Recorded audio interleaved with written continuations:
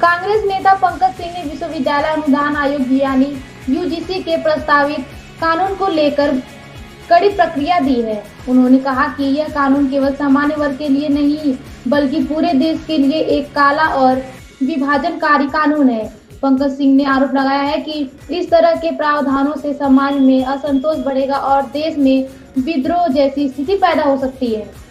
उन्होंने चेतावनी देते हुए कहा कि यदि इस कानून को लागू किया गया है तो इससे सामाजिक ताना बाना कमजोर होगा और देश में गृह युद्ध जैसी परिस्थितियां भी बन सकती हैं। कांग्रेस नेता ने केंद्र सरकार से मांग की है कि यूजीसी के इस प्रस्तावित कानून को तुरंत वापस लिया जाए और सभी वर्गों के हितों को ध्यान में रखकर व्यापक चर्चा के बाद ही कोई फैसला लिया जाए।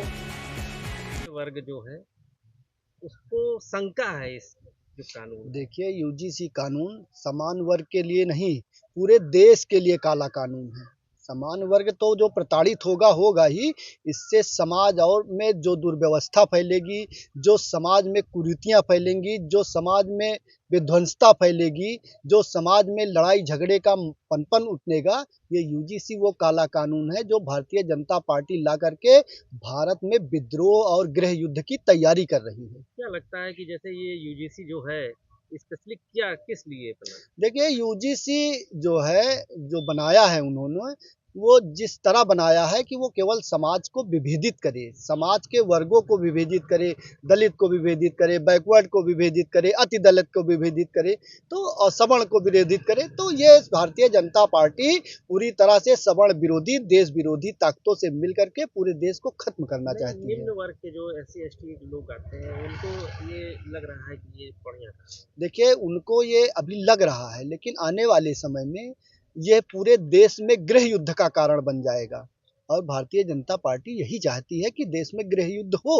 ये जो बेमुला कांड हुआ था इसी की वजह से ये कानून लाया गया। देखिए, बेमुला कांड जैसे हुआ, कभी कभी घटनाएं अप्रिय हो जाती हैं जिनका कोई स्वरूप नहीं होता है। कभी कभी छद्म युद्ध की तरह घटनाएं घट जाती हैं। 4 लोग बैठे हैं, कोई मामला हुआ, घटना घट गई। तो जिस तरह से कानून देखा जाए वो 60 दिन के अंदर वो 100% क्लेरिफाई करके जो भी अगर कुछ भी घटना हुई है तो उसको क्लेरिफाई कर दे रहा है यूजीसी। जैसे कहाँ कर दे रहा है, आप जानिए, इससे भ्रष्टाचार बढ़ेगा अधिकारियों में। जो सवर्ण वर्ग का है वो प्रताड़ित होगा, उससे धना का दोहन किया जाएगा।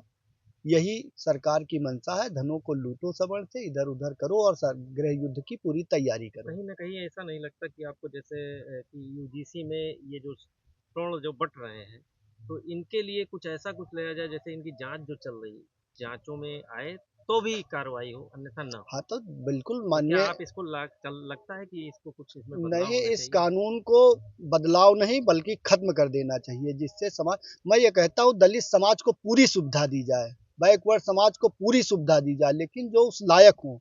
अगर मान लीजिए मायावती जी दलित में पैदा हुई, आज उनकी हैसियत आरक्षण की है? मैं आपसे पूछना चाहता हूँ, मुलायम सिंह के परिवार को आरक्षण की जरूरत है? अवधेश प्रसाद जी को आरक्षण की जरूरत है? जहाँ हरिजन सीट होगी अवधेश प्रसाद ही क्यों लड़ेंगे, बुद्धू कोरी को क्यों नहीं लड़ाया जाएगा?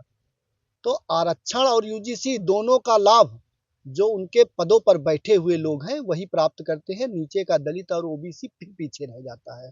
सवर्ण समाज ने कभी इसका विरोध नहीं किया। हम तो चाहते हैं कि उनको पूरा लाभ मिले, शिक्षा आप पूरी दीजिए, कंपटीशन फ्री कर दीजिए, एडमिशन फ्री कर दीजिए, लेकिन जो व्यवस्था आप ला रहे हैं, जो 0% लेकर के अगर लड़का डॉक्टर बनेगा तो आप बताइए, टेरामाइसिन पेंसिलिन नहीं लिख पाएगा और वो किस चीज का इलाज करेगा? तो कंपटीशन बीट कराइए, भले उनको सुविधा दीजिए, सारी सुविधाएं दीजिए।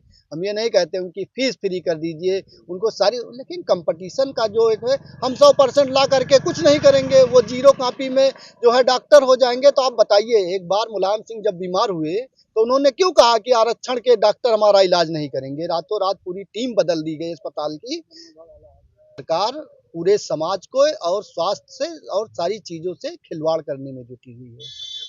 पंकज सिंह, कांग्रेस जिला सचिव।